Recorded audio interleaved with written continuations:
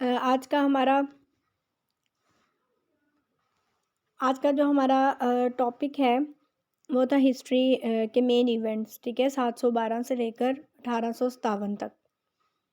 तो इसको देखते हैं कि सबसे पहले जो है ये मोहम्मद बिन कासिम की सिंध आमद से स्टार्ट होता है। ठीक है, जो मुसलमान एज अ रूलर जो सब कॉन्टिनेंट बर सगीर के अंदर आते हैं, तो मोहम्मद बिन कासिम की आमद से स्टार्ट करते हैं। तो सबसे पहले हम मोहम्मद बिन कासिम के बारे में देख लेते हैं। ये बॉर्न हुए थे अराउंड 695 एडी में पैदा हुए। ठीक है, इनका ताल्लुक़ था कबीला अल साकी से, और जो कि ओरिजिनेट हुए ताइफ से। और अगर इनका देखा जाए तो ये हिजाज बिन, दो तरह से इनका तारुफ आ जाता है कि नेफ्यू भतीजे भी थे हिजाज बिन यूसुफ के, और इब्ने यूसुफ के क्लोज रिलेटिव भी थे। इब्ने जो यूसुफ था वो यमन का गवर्नर था, और हजाज बिन यूसुफ तब इराक का गवर्नर था। और ये हजाज बिन यूसुफ का सन इन लॉ भी कहा जाता है इसको। और ये इसको बड़ी नो उम्री में ही, ठीक है, इसको अपॉइंटेड कर दिया गया था पर्शिया का गवर्नर। अच्छा, हम जो है ना इसको बहुत ज़्यादा डिटेल के साथ नहीं पढ़ेंगे, क्योंकि हम लोग जो पेपर पॉइंट ऑफ व्यू से इम्पॉर्टेंट है सिर्फ उसी को डिस्कस करेंगे। मैंने यहाँ पे सारे मेन पॉइंट्स जो हैं वो इकट्ठे किए हैं, और इंशाल्लाह इसके अलावा कुछ नहीं आएगा। तो आप लोगों का सारा इसमें से कवर हो जाएगा जो भी हिस्ट्री के मेन इवेंट्स हैं। क्योंकि अगर हम इसको ज़्यादा डिटेल से पढ़ने लग जाए क्योंकि अगर हम इसको ज़्यादा डिटेल से पढ़ें तो ये बहुत ज़्यादा जो है ये लंबा हो सकता है, जो कि हिस्ट्री जो है वो मेन सब्जेक्ट नहीं है। हमने जस्ट इसको वन पेपर एमसीक्यूज़ के लिए ही पढ़ना है। तो मोहम्मद बिन कासिम को हम डिस्कस कर रहे थे। ठीक है, मोहम्मद बिन कासिम ये था, इसके बारे में इसकी जो इसने इंडिया पर सबसे पहले जो था राजा दाहिर को शिकस्त देकर इसने बुनियाद रखी थी। तो राजा दाहिर वहाँ ना इसके ना दो हिस्ट्री में दो एस्पेक्ट्स आते हैं, लेकिन जो हम ज़्यादातर जो यही है कि उसने जो किंग ऑफ साइलोन था उसने गिफ्ट्स भेजे थे वहाँ के, जब उस टाइम के जो बनु उमैया के हुक्मरान थे वलीद बिन मालिक के लिए। तो सिंध में जो चोर थे, ठीक है, उन्होंने उस पर कब्ज़ा कर लिया। तो कुछ उन्होंने औरतों को भी यरगमाल बना लिया था उसमें से। तो वहाँ की एक औरत थी जिसका नेम था नहीद, उसने लेटर लिखा था। तो वलीद बिन मालिक ने क्या किया था कि मोहम्मद बिन कासिम को सिंध भेजा फ़ौज के साथ। और मोहम्मद बिन कासिम ने जो वहाँ का सिंध का था गवर्नर हजाज बिन यूसुफ, सॉरी, राजा दाहिर, ठीक है, वो हिंदू था। राजा दाहिर को शिकस्त देकर उसने जो थी सिंध फतह किया था। सबसे पहले उसने कैप्चर किया था दीबल और फिर वहाँ पे उसने सिंध में स्टे किया 3 इयर्स के लिए। जब वलीद बिन मलिक की वफ़ात हो गई तो उसके बाद उसका ब्रदर आया सलेमान। ठीक है, सलेमान ने क्या किया, फिर जो था ये मोहम्मद बिन कासिम उसको वापस बुला लिया। ठीक है, और उसको कैद में डाल दिया, और एट द एज ऑफ 20 उसको कत्ल कर दिया गया 715 के अंदर। तो 20 साल की उम्र में मोहम्मद बिन कासिम को कत्ल कर दिया गया था। उसके बाद आता है सुल्तान महमूद गजनी। सुल्तान महमूद गजनी, ठीक है, अफ़गानिस्तान का ये एक एरिया है गजनी। उसमें से सुब्तगीन ने जो था सबसे पहले गजनी एम्पायर की बुनियाद रखी 1977 एडी के अंदर। उसके बाद 1998 के अंदर उसका सन पावर में आ गया। फिर जो था सुल्तान महमूद जो गजनवी था उसने अटैक किए, इंडिया पर अटैक किए, 17 हमले किए थे। ठीक है, उसने 1000 से लेकर 1026 के दौरान उसने इंडिया पर 17 हमले किए थे। और जो 17वां अटैक था ना वो उसने सोमनाथ का मंदिर पे किया था। ठीक है, 1026 के अंदर सोमनाथ का मंदिर हिंदुओं का बहुत बड़ा मंदिर था, इसलिए इसको आइडियल डिस्ट्रॉयर भी कहा जाता है। ठीक है, और इसके दौर में जो था वो फेमस सूफ़ी सेंट्स, ठीक है, सूफ़ी बुज़ुर्ग भी गुजरे हैं, जैसे हज़रत दादा गंज शक्कर रज़ी अल्लाह ताला अन्हु, सखी सरवर रज़ी अल्लाह ताला अन्हु, शेख अहमद जंजई, वो भी इसके मतलब इरा में आते हैं। तो मेन इसमें से आपसे एमसीक्यूज़ भी पूछा जा सकता है। ठीक है, कि किसने 17 हमले किए थे इंडिया पे, तो महमूद गजनवी ने किए थे। ठीक है, और 17वां अटैक उसने जो था वो सोमनाथ के मंदिर पे किया था 1026 में। उसके बाद महमूद गौरी आ जाते हैं, ठीक है। ये भी अफ़गानिस्तान का एक इलाका था गौर, जिसमें उन्होंने गजनवी को डिफीट दे हमला किया था, ठीक है। शिकस्त दी थी गियासुद्दीन मोहम्मद गौरी ने, और वो हुक्मरान बन गया था 1173 के अंदर। उसी का ही फिर भाई था शहाबुद्दीन मोहम्मद गौरी, ठीक है। उसके बाद वो हुक्मरान बना 1202 से लेकर 1206 तक। उसके बाद पहला अटैक उसने किया था मुल्तान और उच पे। उसके फिर वो दोबारा क्या लाहौर चला गया। लाहौर में जो गजनवी ने अपना गवर्नर बिठाया हुआ था, ठीक है, उसको शिकस्त देकर उसने जो गजनवी की हुकूमत थी वो बिल्कुल तौर पर ख़त्म कर दी।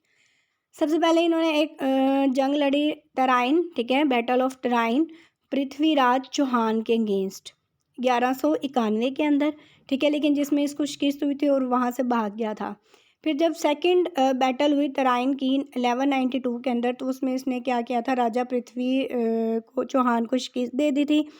और जब वो दोबारा वापस आ रहा था लाहौर, ठीक है, तो उसने खोकस थे, ठीक है, हिंदुओं का ये हिंदुओं के ही थे, तो उन्होंने इसको जो था कत्ल कर दिया था जब वो नमाज पढ़ रहे थे। तो ऐसा भी MCQs आ सकता है कि मतलब नमाज पढ़ते हुए किसको कौन कत्ल हुआ था, तो मोहम्मद गौरी, ये आप लोगों ने याद रखना है। अच्छा, उसके बाद इसका कोई बेटा नहीं था, ठीक है। तो इसने अपने मतलब जो अपना एम्पायर था वो डिफरेंट स्लेव्स में तकसीम, अपने जो थे ग़ुलाम उनमें तकसीम किया हुआ था। तो इसी का ये ग़ुलाम था, टर्किश स्लेव था इसका कुतुबुद्दीन, ठीक है, कुतुबुद्दीन ऐबक। तो उसको इन्होंने क्या किया था, दिल्ली का गवर्नर बनाया हुआ था।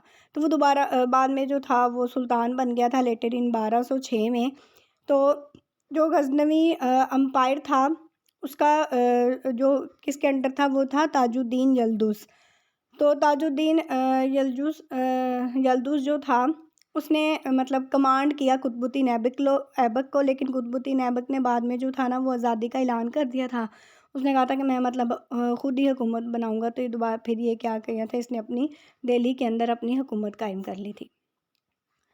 फिर दिल्ली सल्तनत की जो अच्छा, अगर आपसे ये क्वेश्चन आ जाए कि मतलब जो मुस्लिम हुकूमत की जो बुनियाद रखी थी बरसगीर के अंदर, तो वो कुतुबुद्दीन ऐबक ने रखी थी। और दिल्ली सल्तनत आ जाती है उसके अंदर 1206 से लेकर 1526 तक रही थी दिल्ली सल्तनत। दिल्ली सल्तनत के बाद फिर बाद में मुगलिया सल्तनत स्टार्ट हो गई थी। 1526 से लेकर 1857 तक मुगलिया सल्तनत आती है। और दिल्ली सल्तनत जो है वो 1206 से लेकर 1526 तक आती है। इसमें 5 डायनेस्टी मतलब 5 ख़ानदान आते हैं दिल्ली सल्तनत के अंदर, ठीक है। और ये जो दिल्ली सल्तनत थी वो तकरीबन 320 साल रही, और 35 सुल्तान गुज़रे इसके अंदर। लेकिन ये पेपर पॉइंट ऑफ व्यू में नहीं पूछा जाता क्योंकि काफ़ी इसमें वेरिएशन आ जाती हैं। तो जो पहली डायनेस्टी थी, पहला ख़ानदान इसमें ममलूक और स्लेव डायनेस्टी, ठीक है, कुतुबुद्दीन ऐबक का। ममलूक भी स्लेव को ही कहते हैं। तो ममलूक और स्लेव डायनेस्टी कहलाती है, ठीक है। और लास्ट जो थी ना डायनेस्टी वो थी दिल्ली सल्तनत की लोधी डायनेस्टी थी, जिसको बाद में बाबर ने शिकस्त देकर और मुगलिया सल्तनत की बुनियाद रख दी थी। दिल्ली सल्तनत के फाउंडर कौन थे, कुतुबुद्दीन ऐबक, ये आप लोगों ने याद रखना है, ठीक है, जिसको ममलूक और, ठीक है। तो इसके अंदर जो लास्ट रूलर आ जाते हैं दिल्ली सल्तनत के वो इब्राहिम लोदी हैं, ठीक है। तो ये क्वेश्चन आ सकता है कि फर्स्ट डायनेस्टी कौन सी थी, तो ममलूक या स्लेव, मतलब उसके फाउंडर कौन थे, कुतुबुद्दीन ऐबक थे, ठीक है। और लास्ट रूलर कौन सा आ जाता है, इब्राहिम लोदी।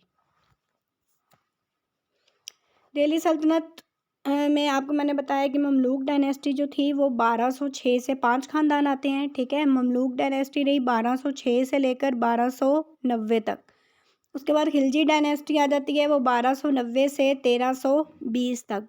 उसके बाद तुगलक डायनेस्टी आ जाती है, तो वो 1320 से 1413 तक। फिर सैयद डायनेस्टी आ जाती है, वो 1414 से 1451 तक। लोधी डायनेस्टी आ जाती है, तो वो 1451 से 1526 तक। आपने इसी सीक्वेंस के साथ इसको याद कर लेना है। इसके अगर कोई क्वेश्चन आ जाए कि इसमें से सबसे ज़्यादा लंबा पीरियड किसका था, तो वो तुगलक डायनेस्टी का था, ठीक है। और सबसे कम जो था, आपने इसको इसी सीक्वेंस के साथ याद कर लेना है, ठीक है। जो तुगलक डायनेस्टी है वो सबसे लंबा मतलब इनका टेन्योर था, और जो सबसे कम था वो खिलजी डायनेस्टी का था। तो इसको आपने अच्छी तरीके से जो है ना ये रिमाइंड कर लेना है। अब सबसे पहले हम थोड़ा सा ममलूक डायनेस्टी को देख लेते हैं, ठीक है। स्लेव डायनेस्टी, इसका जो टोटल सुल्तान थे इसमें 10, और फर्स्ट और मतलब जो फाउंडर था जिसने इसकी बुनियाद रखी थी वो कुतुबुद्दीन ऐबक फाउंडर था, और लास्ट जो थे वो मुइज़ुद्दीन थे, ठीक है। फाउंडर कुतुबुद्दीन ऐबक थे, और वो गौरी के स्लेव भी थे, ठीक है। और उन्होंने गौरी ने इसको जो था वो दिल्ली का गवर्नर जनरल भी बनाया हुआ था।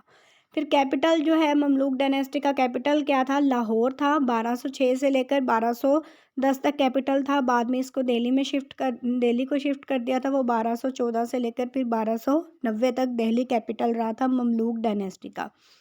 और कुतुबुद्दीन ऐबक कब डाइड हुए थे, वाइल प्लेइंग चुगान, ठीक है, जिसको पोलो भी कहते हैं। वो घोड़े पे बैठ के कोई गेम होती है, ठीक है, जिसको पोलो कहते हैं।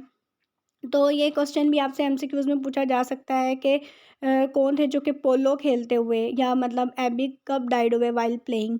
तो ऐसे क्वेश्चन आ जाते हैं तो आपको, ठीक है।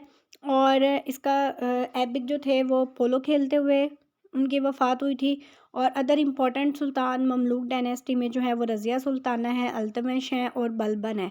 इनके बारे में भी हम देख लेते हैं, ठीक है। इम्पॉर्टेंट रूलर आपको पता है, फाउंडर है दिल्ली डायनेस्टी के ऐबक, ठीक है। फर्स्ट मुस्लिम रूलर है इंडिया के, और इन्होंने क़ुव्वत इस्लाम दिल्ली और कुतुब मीनार बिल्ड करवाए। ये इनकी तामीरात अच्छे तरीके से, ये भी आ सकता है कि कुतुब मीनार किसने बिल्ड करवाया था, तो वो कुतुबुद्दीन ऐबक ने बिल्ड करवाया था। और ये अनारकली लाहौर के अंदर जो है वो दफन है। इल्तमिश जो थे, इनका रियल नेम निसार, और इन्होंने जो था कैपिटल दिल्ली में शिफ्ट किया था। और ये अपने फेमस किसकी वजह से हैं, फॉर द कंसल्टेशन ऑफ 40, जिसे चलीसा भी कहते हैं। इन्होंने एक कमेटी बनाई थी कंसल्टेशन की, जिसे चलीसा भी कहते हैं। फिर रज़िया सुल्ताना आ जाती हैं, ये इल्तमिश की बेटी थी, ठीक है। और ये फर्स्ट मुस्लिम वुमेन रूलर थी बड़े सगीर की, सब कॉन्टिनेंट की। और इन्होंने 1236 से लेकर 1240 तक इसने हुकूमत की थी, और बाद में इसे कत्ल करवा दिया गया था। फिर आ जाता है बलबन। बलबन को ओल्ड सुल्तान भी कहते हैं, क्योंकि ये 94 साल की उम्र में जो था ये बना था। और इसका रियल नेम जो था वो गयासुद्दीन बलबन है।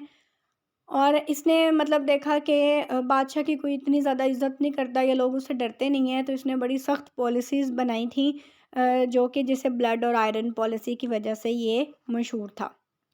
और इसका हीरा जो है वो 1266 से लेकर 1287 तक है। फिर उसके बाद आ जाती है खिलजी डायनेस्टी।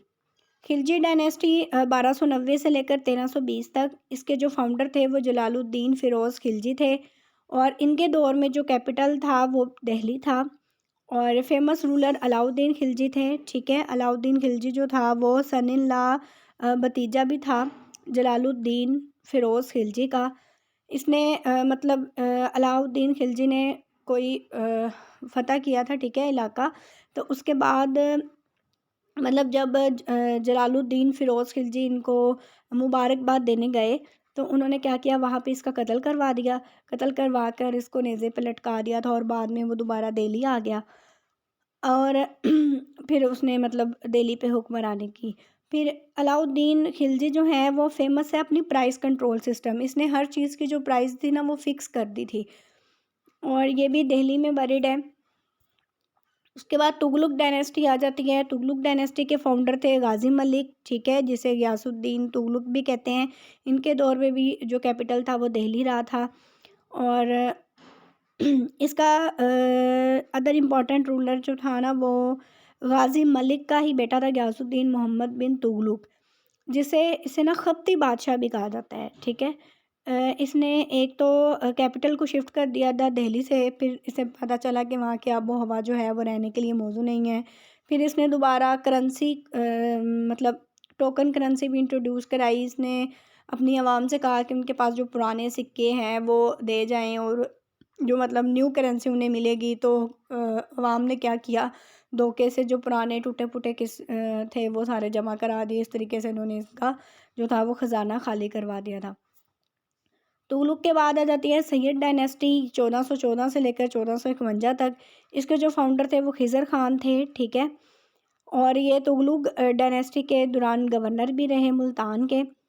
फिर लेटर इन्होंने क्या किया, टैमरलैन, ठीक है, तैमूर सल्तनत जब इंडिया पे उन्होंने हमला किया था, तो उसके साथ कोऑपरेट किया।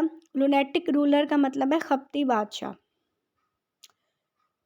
मतलब बहुत ज़्यादा इसने गलतियाँ की थी। उसके बाद टिमरलैन ने फिर इसलिए तैमूर सल्तनत ने क्या किया था, इसको लाहौर और मुल्तान की गवर्नरशिप दे दी थी। फिर लोधी डायनेस्टी आ जाती है। ये बहलूल लोधी इसके फाउंडर हैं। ठीक है। फाउंडर हैं बहलूल लोधी, ठीक है, लोधी डायनेस्टी के। और टोटल इसमें 3 सुल्तान्स, और बहलूल जो थे वो गवर्नर थे। सैयद डायनेस्टी के दौरान बहलूल गवर्नर थे। उसके बाद उन्होंने कैपिटल शिफ्ट कर दिया था आगरा में। फिर लास्ट रूलर जो थे वो इब्राहिम लोदी थे, जिसको बाबर ने पानीपत की पहली जंग में 12 फरवरी 1526 को शिकस्त देकर मुगलिया सल्तनत की बुनियाद रख दी थी। अब यहाँ तक जो था ना वो सारा दिल्ली सल्तनत तक मैंने पढ़ा दिया, ठीक है। 1526 तक ये ख़त्म हो गई। सबसे पहले मोहम्मद बिन कासिम आए, ठीक है। फिर महमूद गजनवी, फिर मोहम्मद गौरी के बाद फिर दिल्ली सल्तनत आ जाती है, ठीक है। कुतुबुद्दीन ऐबक। दिल्ली सल्तनत के अंदर 5 ख़ानदान पढ़ चुके हैं हम लोग, ठीक है। सबसे पहले ममलूक डायनेस्टी थी। फिर उसके बाद हम लोगों ने खिलजी डायनेस्टी पढ़ी, तुगलक डायनेस्टी, सैयद डायनेस्टी, और फिर लास्ट में लोधी डायनेस्टी। लास्ट में फिर इब्राहिम लोधी जो मतलब लास्ट रूलर थे लोधी डायनेस्टी के। उन्होंने बाबर ने उसको पानीपत की पहली जंग में 12 फरवरी 1526 को शिकस्त देकर मुगलिया सल्तनत की बुनियाद रख दी थी। हमारी क्लास का नेक्स्ट पार्ट जो है ना वो मुगलिया सल्तनत का है। अच्छा, दिल्ली सल्तनत में कुछ तामीरात हैं वो आप लोगों ने देख लेनी है कि जो अलाई दरवाज़ा है वो अलाउद्दीन खिलजी ने बिल्ड करवाया था। अलाई मीनार जो थे वो अलाउद्दीन खिलजी ने दिल्ली के अंदर तामीर करवाया था। कुतुब मीनार दिल्ली में है, ठीक है। ये आप लोगों ने देख लेना है इसको। नेक्स्ट मुगलिया सल्तनत को डिस्कस करेंगे, ठीक है। मुगलिया सल्तनत 1526 को सल्तनत दिल्ली के जो हाकिम थे इब्राहिम लोदी, अभी हम पीछे पढ़ रहे थे, ठीक है। इब्राहिम लोदी को शिकस्त दी थी पानीपत के मुकाम पर उसने बाबर ने, और उसने मुगलिया सल्तनत की बुनियाद रख दी थी। इसमें हम वैसे तो टोटल 18 इसमें आपको रूलर्स मिलेंगे मुगलिया सल्तनत में, लेकिन हमने पहले 6-7 ही अच्छे तरीके से डिस्कस करने हैं क्योंकि उसी में से ही मोस्ट क्वेश्चंस आते हैं। लेकिन आपके साथ में बाकी मैप पूरा जो है एक कॉन्सेप्ट मैप शेयर कर दूंगी, उसमें सारे आप उनका टेन्योर वगैरह देख लीजिएगा, लेकिन पहले 5-6 का अच्छे तरीके से आप लोगों ने देख लेना है। मुगलिया सल्तनत कुल 90 मुग़ल बादशाह गुजरे हैं, तकरीबन 13 नस्लों ने इसके अंदर हुकूमत की थी। दुनिया की अमीर तरीन सल्तनतों में से थी ये। और फ़ारसी दफ्तरी ज़बान थी, लेकिन जब उर्दू ज़बान वजूद में आई तो फिर बाद में दफ्तरी ज़बान जो थी ना वो उर्दू बन गई थी। और सरकारी मज़हब भी इस्लाम था, लेकिन अकबर के दौर में कुछ अरसे तक अकबर का ही इजाद गर्दा मज़हब था दीन इलाही, वो भी राइज करने की कोशिश की गई थी।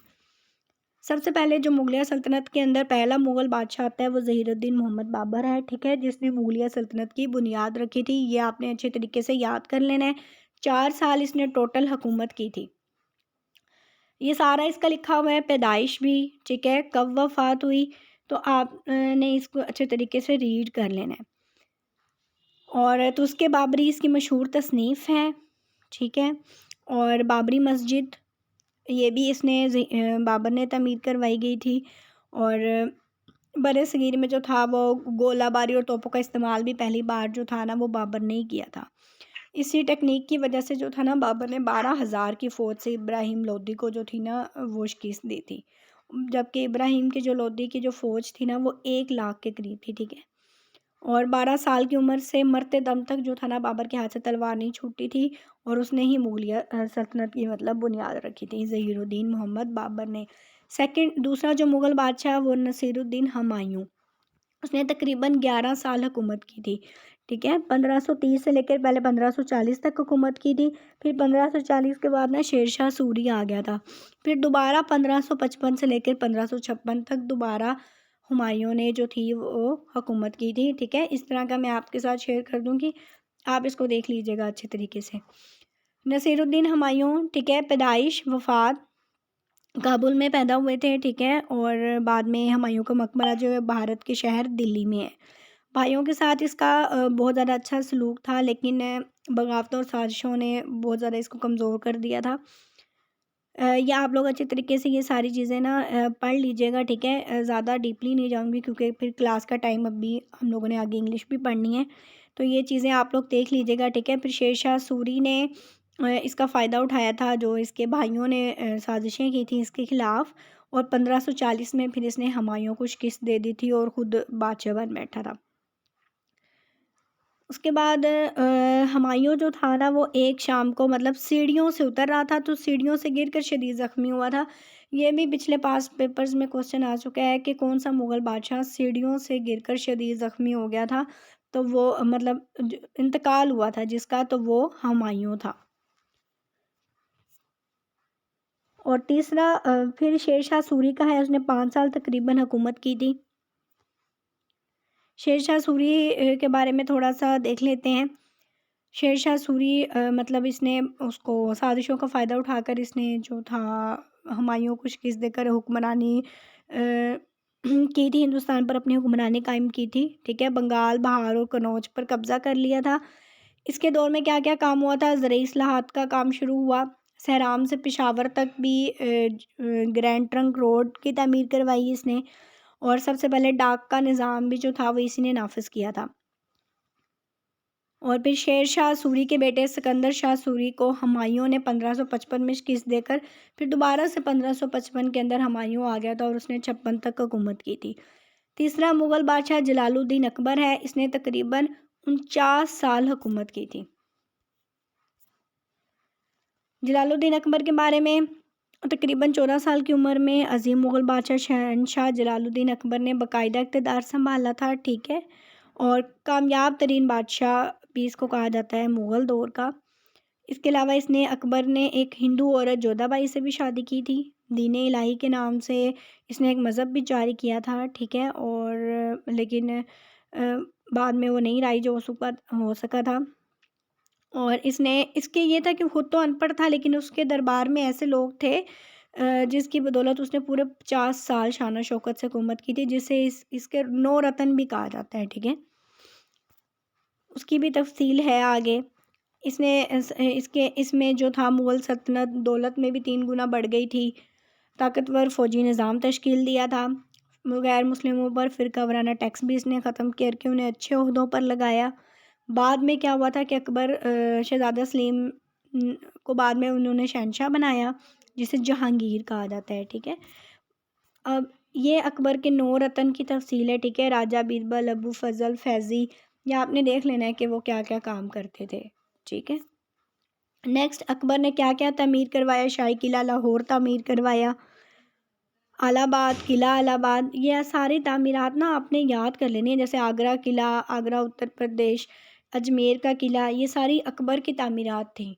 तो ये भी पूछा जा सकता है कि आगरा का किला किसने तामीर करवाया था? तो वो अकबर की तामीरात में से था। फिर चौथा मुग़ल बादशाह नूरुद्दीन जहांगीर थे, अकबर का ही बेटा था। तकरीबन 22 साल इसने हुकूमत की थी। फिर अब ठीक है, अकबर आज़म की वफ़ात के बाद शहज़ादा सलीम उसके फिर तख्ते नशीन हुआ था। ये भी सारा आपने इसके पढ़ लेना है कि इसके दौर में शाहजहाँ ने बगावत की थी। सबसे पहले क्या हुआ था कि जहांगीर के सबसे बड़े बेटे थे खुसरू ने बगावत की थी, ठीक है। लेकिन बाद में जहांगीर ने इसे शिकस्त दे दी थी। फिर 1623 के अंदर खुर्रम, इसका एक और बेटा था शाहजहाँ, जिसे शाहजहाँ उसने बगावत कर दी थी, ठीक है। और इसने बाद में ख़ास दिनों में जानवरों का ज़िबा भी बंद करवा दिया था, और इसने ज़ंजीरें अदल भी लटकाई थी अपने महल की दीवार से। ये सारा आप, और इसका जो मकबरा जहांगीर के नाम से मशहूर है, जहाँ पे ये दफ़न हुआ है, ठीक है। जहांगीर का ही फिर आगे बेटा था शाहजहाँ, जिसने 5वां मुग़ल बादशाह था, जिसे शहाबुद्दीन मोहम्मद शाहजहाँ अव्वल, तकरीबन 30 साल हुकूमत की थी इसने। ये शहाबुद्दीन मोहम्मद शाहजहाँ का असल नाम खुर्रम था, ठीक है। और इसकी वजह शोहरत थी ताज महल या मुमताज़ महल, जो इसने अपनी बीवी के लिए तमीर करवाया था, और उसकी जो मोहब्बत की दास्तानें थी उसके साथ। स्टेयर से गिरकर, अभी मैंने आपको पीछे बताया है। काइंडली जो क्वेश्चंस हैं ना वो आप थोड़ा सा बाद में पूछ लिया करें, ठीक है। हुमायूं की वफ़ात हुई थी, ये देखें लास्ट लाइन में लिखा हुआ है। तो क्वेश्चनिंग आप लोग ना लास्ट में कर लिया करें। ये आपको मैं सेंड कर दूँगी, आप लोग पढ़ लीजिएगा ये सारा, ठीक है। जहांगीर के बाद शाहजहाँ आया, उसी का बेटा था। शाहजहाँ के बाद औरंगज़ेब, ठीक है, शाहजहाँ का ही बेटा था औरंगज़ेब, छठा मुग़ल बादशाह है, तकरीबन 49 साल उसने हुकूमत की थी। इसके बारे में भी आप लोग सारा पढ़ लीजिएगा, ठीक है, बड़ा सिंपल सा ही लिखा हुआ है। अच्छा, ये औरंगज़ेब तक आप लोगों ने ना ये सारी डिटेल के साथ भी अच्छे तरीके से पढ़ लेना है कि कोई इसमें से क्वेश्चन आ जाए। लास्ट में ये सारा मैप है 18 मुग़ल बादशाह का। औरंगज़ेब के बाद उसी का बेटा था बहादुर शाह, जो कि मुग़ल बादशाह बना था, ठीक है। फिर आगे सारी नेक्स्ट तक़सीम आपको नज़र आ रही है, ठीक है। बहादुर शाह की अज़ीमुशान का फिर बेटा फ़र्रुख़सियार था, ठीक है, फ़र्रुख़सिर वो बना था। फिर रफ़ीउशान उसका भाई था बहादुर शाह का, फिर उसका बेटा रफ़ीउद्दरजात बना था। फिर शाहजहाँ टू, ये सारे साथ नंबरिंग भी दी गई है, ठीक है। अच्छे तरीके से आप इसको देख लीजिएगा। मैं बाकायदा इनके भी सारे जो नीचे हैं इनके भी एक्सप्लेनेटरी नोट्स आप लोगों को ग्रुप में सेंड कर दूँगी। आप लोग उसके सारी डिटेल जिसने पढ़नी है वो अच्छे तरीके से पढ़ सकते हैं, वरना पहले 6 के ही अच्छे तरीके से याद कर लें और बाकियों के नेम्स और उनका टेन्योर याद कर लें। फिर 18वां मुग़ल बादशाह थोड़ा सा इंपॉर्टेंट है, बहादुर शाह ज़फ़र पूछ लिया जाता है इसके बारे में भी। ये भी दिल्ली में पैदा हुए थे, ठीक है। ख़ानदान मुग़लिया का आखिरी बादशाह था। क्वेश्चन आ जाता है कि मुग़ल जो ख़ानदान था उसका आखिरी बादशाह कौन था? बहादुर शाह ज़फ़र था। 1857 में हिंदुस्तानियों के अंग्रेज़ के ख़िलाफ़ पहली आज़ादी की मुसल्लह जंग लड़ी गई, ठीक है। अंग्रेज़ों ने इस जंग को गदर का नाम दिया था और अंग्रेज़ इसके बाद मज़ीद ताकतवर हो गए थे। इनके बहादुर शाह ज़फ़र के 2 बेटों और एक पोते को गोली से उड़ा दिया गया था। उसके बाद बहादुर शाह ज़फ़र पर गद्दारी का मुकदमा चलाया गया और फिर 1857 को बहादुर शाह ज़फ़र को कौमी मुजरिम करार देकर बदतरीन मिसाल कायम की गई। क्या किया, इन्हें रंगून भेज दिया गया था म्यांमार में, जहाँ वो और 27 साल की उम्र में इनकी वफ़ात हो गई और मुग़लिया सल्तनत का इस तरह सूरज जो था वो ग़रूब हो गया। अब मुग़लिया सल्तनत यहाँ पे 1857 की जंग आज़ादी के बाद मुग़ल हिस्ट्री ख़त्म हो गई। नेक्स्ट फिर आगे 1857 से लेकर 1947 तक पाकिस्तान की पॉलिटिकल, ठीक है, पाकिस्तान की हिस्ट्री है वो कैसे बना। फिर आगे 1947 से लेकर 2020 तक, तो ये हमारे अलग-अलग टॉपिक्स हैं, इन्हें हम अपनी नेक्स्ट क्लासेस में डिस्कस करेंगे।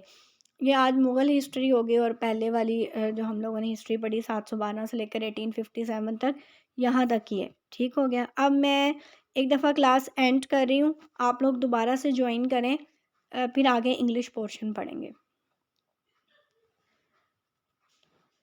इंग्लिश में हम लोगों ने मेनली पार्ट्स ऑफ स्पीच को डिस्कस करना है, ठीक है। आपने पहले भी पढ़ा होगा, इसलिए ज़्यादा इसको मैं एक्सप्लेनेशन से नहीं पढ़ाऊँगी, ठीक है। आप लोग वेरी मतलब बहुत 5th से ही तकरीबन पढ़ते आ रहे होंगे पार्ट्स ऑफ स्पीच, ठीक है। पहले 9 कंसीडर होते थे, आर्टिकल्स को अंदर डाल देते थे, लेकिन अब 8 ही जो हैं कंसीडर होते हैं मेन बुक्स में। तो पार्ट्स ऑफ स्पीच मेन 8 हैं, 4 हम आज डिस्कस करेंगे, 4 जो है वो नेक्स्ट क्लास में डिस्कस करेंगे। ये बड़ा इंपॉर्टेंट है पार्ट्स ऑफ स्पीच जो है आप लोगों के लिए समझना, ताकि बाद में आप टेंसेस अच्छे तरीके से कर सकें, active voice, passive voice, direct, indirect. इसमें से भी जो है वो एमसीक्यूज़ पूछे जाते हैं। अभी रिसेंटली जो असिस्टेंट के पेपर्स हुए थे उनमें से भी जो है वो वर्ब की टाइप्स और इसमें से जो थे वो एमसीक्यूज़ बने हुए थे, एडवर्ब की टाइप्स वगैरह में से भी। तो हम पार्ट्स ऑफ स्पीच को मेनली डिस्कस कर लेते हैं। एवरी लैंग्वेज, ठीक है, बेसिक एलिमेंट्स पे कंसिस्ट होती है जिन्हें हम वर्ड्स कहते हैं। जैसे कि हम इसमें एग्जांपल ले सकते हैं कि जैसे जो बिल्डिंग है वो ब्रिक से मिलकर बनी होती है, तो लैंग्वेज भी वर्ड से मिलकर बनती है। सबसे पहले हम वर्ड के बारे में देख लेते हैं। वर्ड क्या होता है? वर्ड स्पीच है, मतलब जैसे हम बोल रहे हैं तो कम्बिनेशन है साउंड की जिसका कोई भी पर्टिकुलर मीनिंग हो, ठीक है, ऑब्जेक्ट। जैसे कि इंडिविजुअल लेटर आई, ए, बी, सी सारे लेटर्स हैं, तो इससे मिलकर जो हैं वो वर्ड्स बने हैं जो कि हमारी स्पीच का हिस्सा है। 9 पार्ट्स ऑफ स्पीच हैं। अब मैंने जो है वो 9 ही इसमें कंसिडर किए हैं, लेकिन हम 8 ही पढ़ेंगे, ठीक है। कौन से? Noun, pronoun, verb, adverb, adjective, preposition, conjunction, interjection और डिटर्मिनर, इसको आर्टिकल भी कहते हैं। सबसे पहले हम नाउन को डिस्कस कर लेते हैं। आप सबको पता होगा नाउन क्या होता है, ठीक है। नाउन हम मेनली हम इसकी एक डेफिनेशन पढ़ते आ रहे हैं, किसी भी शख्स, जगह या चीज़ का नाम इसम कहलाता है, ठीक है, नाउन। तो कोई भी वर्ड है use for a place, person और thing. Everything which has a name, मतलब कि कोई भी चीज़ जिसका कोई नेम है और हम उसके बारे में बात कर रहे हैं, वो नाउन है। उसको हम everything is denoted by a name, ठीक है, हर चीज़ को एक नेम से डिनोट किया जाता है और वो नेमिंग वर्ड क्या कहलाता है, नाउन। हम देखते हैं तो अर्ली क्लासेस से एक छोटी सी डेफिनेशन पहले स्टार्टिंग में की थी कि naming word is called noun. इसी तरह हम कह सकते हैं कि noun will be the name of something. कोई ऐसी चीज़ का नेम भी हो सकता है जिसे हम टच कर सकते हैं, ऐसी चीज़ का नेम भी हो सकता है जिसे हम टच नहीं कर सकते। तो सम एग्जांपल देख लेते हैं। पीपल में जैसे अली, बॉय, सिंगर नाउन है, ठीक है। एनिमल में कैट, काउ, एलिफेंट नाउन है, ठीक है, नेम है ना। Places Karachi, city, street places के नेम हैं, ठीक है, ये नेमिंग वर्ड्स, ये भी noun. Objects cup, pencil, book चीज़ें हैं, ठीक है, इनके नेम भी नाउन। क्वालिटीज़ आ गई, बोल्डनेस, सोरो, तो ये भी मतलब एक क्वालिटी का नेम है तो वो भी नेमिंग वर्ड नाउन कहलाएगा। इसी तरह एक्शंस हैं, राइटिंग, लिसनिंग, रनिंग एक्शंस के नेम है तो ये नेमिंग वर्ड्स भी नाउन कहलाएंगे। नेक्स्ट टाइप्स आ जाती हैं नाउन की। तो सबसे पहले जो टाइप है वो है प्रॉपर नाउन। प्रॉपर नाउन के बारे में हम एक डेफिनेशन पढ़ते आ रहे हैं कि किसी भी ख़ास शख्स, जगह या चीज़ का नाम, ठीक है, जो सिर्फ उसी का ही नेम हो, ठीक है, किसी भी पर्सन के लिए या किसी भी चीज़ के लिए या किसी भी थिंग के लिए वो एक स्पेसिफिक हो, ठीक है, एक ही नाम हो उसका, तो वो प्रॉपर नाउन। जैसे इमरान, अब एक एक का नाम इमरान है, ठीक है, तो वो अब सारे लड़कों का नाम इमरान नहीं, वो एक स्पेसिफिक उसी की ही उसी का नेम है ना एक लड़के का, तो वो इमरान जो है वो प्रॉपर नाउन होगा। और ये ऑलवेज स्टार्ट होता है कैपिटल लेटर से। All days and months are proper noun, ठीक है, जितने भी डेज हैं, मंथ हैं, वो सारे प्रॉपर नाउन हैं। क्योंकि जैसे अब संडे है तो वो किसी एक स्पेसिफिक डे का ही नाम है। हम मंडे को तो संडे नहीं कह सकते ना, ठीक है, एक स्पेसिफिक डे का नाम है, उसी का ही नाम है, तो वो प्रॉपर नाउन होगा। इसी तरह डेज भी के नेम भी सबके प्रॉपर नाउन है। कंट्रीज के नेम, ओशंस के नेम, ये सारे क्या हैं, प्रॉपर नाउन है। Common noun, common noun class of person, place और थिंग, ठीक है, कॉमन चीज़ों का जैसे पर्सन, सिटी और डॉग, ये सारे कॉमन नाउन हैं। इन्हें कैपिटल लेटर नहीं लिखा कैपिटल लेटर में नहीं लिखा जाता। नेक्स्ट आ जाता है कंक्रीट नाउन। कंक्रीट नेम से ही हो रहा है। Concrete which we can see और टच फिजिकली, ठीक है, जिसे हम देख भी सकते हो और फिजिकली उसे टच भी कर सकते हो, वो कंक्रीट नाउन है। For example tree, hammer, pen, भी हम उसको टच भी कर सकते हैं, ठीक है, फील भी कर सकते हैं। इसे हम मटेरियल नाउन भी कहते हैं। अब्स्ट्रैक्ट नाउन, ठीक है, जिन्हें हम टच ना, बिल्कुल उसी के ऑपोजिट है, जिसे हम ना देख सकते हो ना टच कर सकते हो, ठीक है, उसकी कोई फिजिकल एग्जिस्टेंस नहीं है। जैसे कि ब्रेवरी, जॉय, डिटर्मिनेशन, ठीक है, ये सारे हम सॉरी मेनली हम इसको जो है वो कहते हैं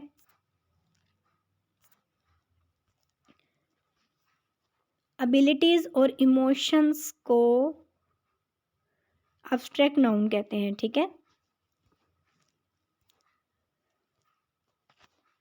सॉरी नेटवर्क प्रॉब्लम बहुत ज़्यादा हो रहा है। नेक्स्ट कलेक्टिव नाउन आ जाता है। कलेक्टिव नाउन क्या है, नेम से ही जाहिर है किसी भी चीज़ का मजमूआ, ठीक है, that denote groups, collection of something. इनको these noun are used as singular, team, army. Compound noun है, ठीक है, made of more than one word, जो कि वन वर्ड से ज़्यादा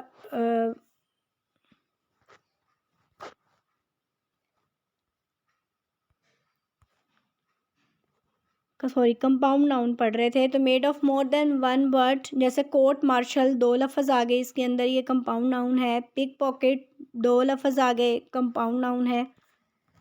फिर काउंटेबल नाउन, नेम से ही जाहिर है जिन्हें गिन सकते हों, ठीक है। Accountable noun is a noun that can be counted in numbers, जैसे वन पेन, टू कार्स, ठीक है, हम इन्हें गिन सकते हैं, तो ये काउंटेबल नाउन। अनकाउंटेबल नाउन, नाम से ही जाहिर है कि जिसे हम जो है वो गिन नहीं सकते, is a noun without a plural form. For example oxygen, patience. इन्हें हम नहीं गिन सकते, ठीक है। तो ये सारे क्या होंगे, अनकाउंटेबल नाउन। जितने भी अब्स्ट्रैक्ट नाउन हैं, आपकी एबिलिटीज़, इमोशंस, ये सारे क्या हैं, अनकाउंटेबल कैटेगरी में आते हैं। ये तो था नाउन के बारे में। नेक्स्ट है प्रोनाउन। प्रोनाउन को हम ऐसे डिफाइन करते हैं कि जो कि नाउन की जगह इस्तेमाल होता हो सेंटेंस के अंदर। जैसे अगर हम एग्जांपल देते हैं, जैसे jam is a boy of 16, jam is studying in 9th class, jam has 2 brothers. अब बार बार एक ही उसका नेम की रेपिटेशन कितना ऑकवर्ड सा लग रहा है एक सेंटेंस के अंदर। तो हम क्या करते हैं कि एक दफ़ा उसका नेम है तो फिर बाद में नेम की जगह जो यूज़ कर रहे हैं, जैसे जैम की जगह वो लड़का है, ही यूज़ करेंगे। तो ही क्या होगा, प्रोनाउन होगा।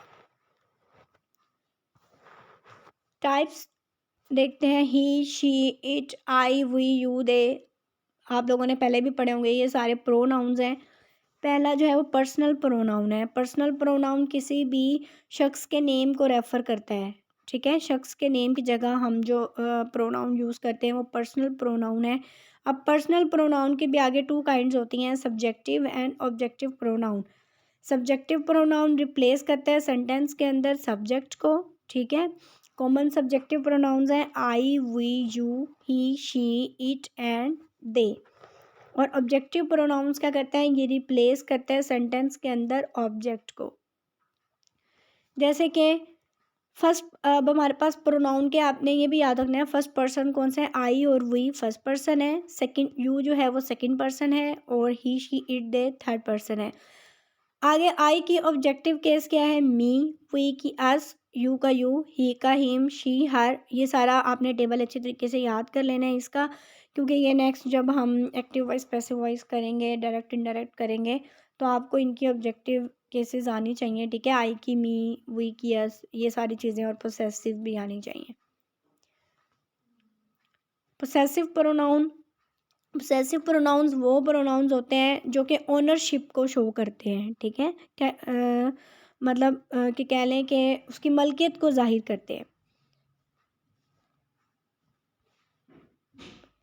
फिर आ जाता है इंडेफिनेट प्रोनाउन। इंडेफिनेट प्रोनाउन मतलब रेफ़र करता है समथिंग को that is not definite in a sentence, ठीक है। मतलब कि वो किसी पर्टिकुलर थिंग या पर्सन से रेफ़र नहीं कर रहा, ठीक है। We use them when an object does not need to be specifically identified. अब इसकी भी मेन टाइप्स जो हैं वो सिंगुलर इंडेफिनेट प्रोनाउन है, प्लूरल इंडेफिनेट प्रोनाउन है।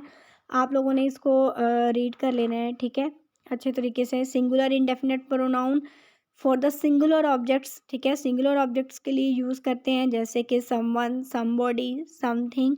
और प्लूरल इंडेफिनेट प्रोनाउन जो हैं वो प्लूरल ऑब्जेक्ट्स के लिए यूज़ करते हैं, मैनी, सेवरल, फ्यू, अदर्स, ठीक है। तो ये प्लूरल इंडेफिनेट प्रोनाउन है। फिर रिलेटिव प्रोनाउन आ जाता है। रिलेटिव प्रोनाउन जैसे whom, whoever, whomever, who, that, which, whose, ये सारे रिलेटिव प्रोनाउन है।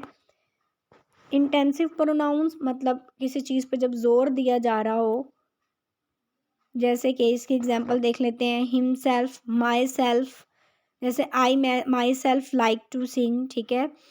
तो किसी भी मतलब सेंटेंस के अंदर इम्फसाइज करने के लिए, ठीक है, यूज़ होता है सॉरी इंटेंसिव प्रोनाउन। फिर डिमॉन्स्ट्रेटिव प्रोनाउंस हैं। डिमॉन्स्ट्रेटिव प्रोनाउन जैसे कि हैं these, those, such, this, that. जैसे these are beautiful, do not eat them, ठीक है। दीज जो है वो इसके अंदर डिमॉन्स्ट्रेटिव प्रोनाउन है।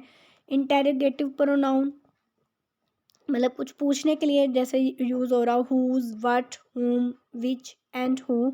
ये सारे क्या हैं, इंटेरोगेटिव प्रोनाउंस हैं। फिर रिफ्लेक्सिव प्रोनाउन आ जाता है। रिफ्लेक्सिव प्रोनाउन और इंटेंसिव प्रोनाउन सेम ही है।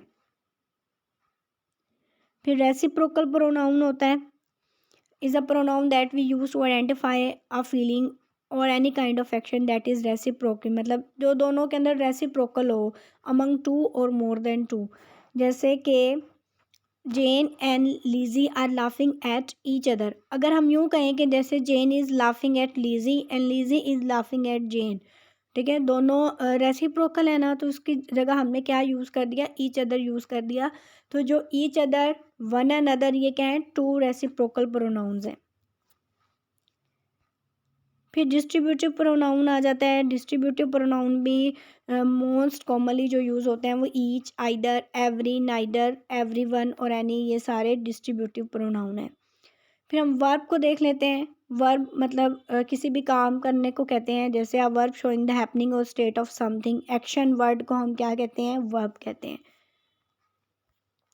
ये इसलिए मैं जल्दी जल्दी करवा रही हूँ, बस आप लोगों ने ये याद रख लेना है डिमॉन्स्ट्रेटिव प्रोनाउन कौन से हैं, रिफ्लेक्सिव प्रोनाउन कौन से हैं, ठीक है, आपको ये पता होना चाहिए। मेन काइंड्स जो हैं वो linking verb, transitive verb, intransitive verb, reflexive verb, auxiliary verb, modal verb. Linking verb name से ही जाहिर है ऐसा वर्ब जो कि सेंटेंस को लिंक कर रहा हो, ठीक है, that connects a sentence together. जैसे कि लिंकिंग वर्ब्स हैं is, am, are, was, verb, जिसको हम हेल्पिंग वर्ब भी कहते हैं। जैसे the birds are flying high up in the sky, she is always looking fabulous, तो इज़, आर, एम इन्हें लिंकिंग वर्ब्स भी कहते हैं। एक्शन वर्ब्स जो कि एक्शन को शो कर रही हों, इसके भी आगे टू काइंड्स हैं, ट्रांजिटिव वर्ब और intransitive verb. Transitive verb the verb in a sentence that has a direct object, ठीक है, जिसका डायरेक्ट ऑब्जेक्ट हो वो ट्रांजिटिव वर्ब है। फिर इनट्रांजिटिव वर्ब जिसका कोई डायरेक्ट ऑब्जेक्ट ना हो,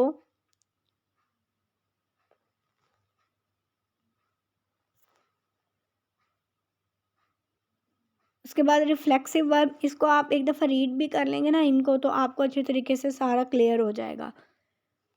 अगर मैं यहाँ पे ज़्यादा एक्सप्लेन से करवाऊँगी तो लेक्चर बहुत ज़्यादा लंबा हो जाएगा। रिफ्लेक्सिव वर्ब कौन से हैं? Who subject and direct object जो है वो सेम हो। She stays home herself, the cat cleans itself, तो their subject and object are the same, ठीक है, तो ये रिफ्लेक्सिव वर्ब है। ऑक्सिलरी वर्ब जिसे हम हेल्पिंग वर्ब भी कहते हैं, is, am, are, was, were, have, has, do, did, ये सारे क्या हैं? ऑक्सिलरी वर्ब हैं। मॉडल वर्ब्स कहते हैं can, could, may, might, will, would, shell, should, ठीक है, इन्हें क्या कहते हैं? इन्हें जो है मॉडल वर्ब्स कहते हैं। इसमें मेरे पास एक एक्सप्लेनेटरी लेक्चर भी है, ठीक है, वो भी मैं आप लोगों के साथ शेयर कर दूँगी, उसे भी आप अच्छे तरीके से, जिसको पहले से ये चीज़ें नहीं आती हैं तो वो उसको अच्छे तरीके से वहाँ उससे सुन लीजिएगा, आपको अच्छे तरीके से ये आ जाएंगी। एडवर्ब क्या है? जो कि मॉडिफाई करता है वर्ब को, ठीक है। अब एडवर्ब में से जो है पीपीएससी में काफ़ी क्वेश्चंस आते हैं, मतलब इंग्लिश में आते हैं, इसमें से एक या दो क्वेश्चन। मैनी काइंड्स है adverb of time, adverb of place, मतलब कोई भी ना पूछ लेते हैं, देखिए एडवर्ब ऑफ के ये कौन सा एडवर्ब है, adverb of time, adverb of frequency. अभी रिसेंटली असिस्टेंट के पेपर में भी क्वेश्चन आया हुआ था। एडवर्ब ऑफ टाइम हमें क्या बताता है? Tales us about which time an action, मतलब किस टाइम एक एक्शन परफॉर्म हुआ है, तो वो एडवर्ब ऑफ टाइम होगा। जैसे ago, before, after, later. I called my friend a few days ago, ठीक है, टाइम बता रहा है तो ये एडवर्ब ऑफ टाइम। अगो क्या है? Adverb of time. फिर adverb of place tells us about what place an action to place, मतलब किस जगह कोई काम परफॉर्म हुआ है, वो एडवर्ब ऑफ प्लेस होगा। जैसे here, there, Mr South was visiting here an hour ago, ठीक है, हेयर जो है वो इसके अंदर एडवर्ब ऑफ प्लेस होगा। एडवर्ब ऑफ फ्रीक्वेंसी, मतलब कितनी दफ़ा कोई काम हुआ है, तो वो एडवर्ब ऑफ फ्रीक्वेंसी। जैसे once, twice, again, often, seldom, rarely, always, frequently, ये सारे एडवर्ब ऑफ फ्रीक्वेंसी हैं। एडवर्ब ऑफ डिग्री क्या है? एडवर्ब ऑफ डिग्री मतलब कितनी हद तक कोई काम हुआ है। जैसे too, any, almost, so, pretty, quite, partly, ये सारे एडवर्ब ऑफ डिग्री हैं। I was pretty busy yesterday.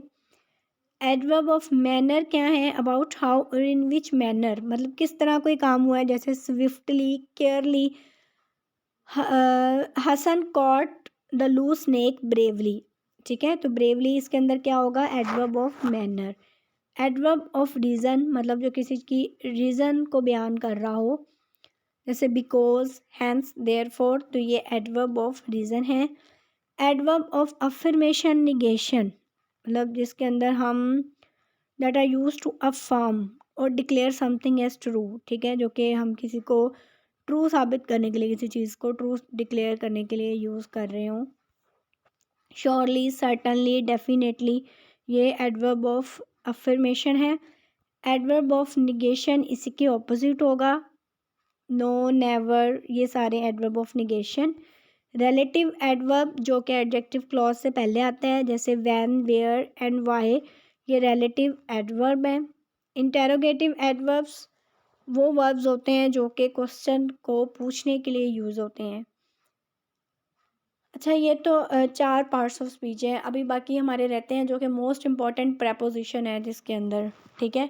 Preposition एक थोड़ा सा लेंथी है और उसके रूल्स भी हैं। डिफरेंट प्रेपोजिशन मतलब किस किस जगह यूज़ होती हैं, कैसे यूज़ होती हैं, तो वो हम इंशाल्लाह नेक्स्ट क्लास में प्रेपोजिशन रह गया, इंटरजेक्शन रह गया, कंजक्शन वगैरह रहते हैं, एडजेक्टिव, तो उसको हम नेक्स्ट क्लास में डिस्कस करेंगे। नेक्स्ट क्लास का हमारा सारा टॉपिक होगा हिस्ट्री 1857 से लेकर 1947 तक। अच्छा, इसमें जो मैंने पहले हिस्ट्री वाले क्वेश्चन पढ़ाए थे वो आप लोगों ने उसको अच्छे तरीके से कर लेना है। और ये इंग्लिश वाला, ये बस आप लोगों ने जस्ट ये याद रखना है, जैसे ये वाई, वर, हाउ, व्हेन, ये क्या है, इंटेरोगेटिव मतलब एडवर्ब है। तो ऐसी चीज़ें, इसमें से ज़्यादा इतने क्वेश्चन नहीं पूछे जाएंगे। मेन जो पीपीएससी के पेपर में क्वेश्चन आते हैं ना, वो एक्टिव या पैसिव में से, या डायरेक्ट इनडायरेक्ट में से, या ज़्यादा प्रेपोजिशन में से 2-3 क्वेश्चंस होते हैं।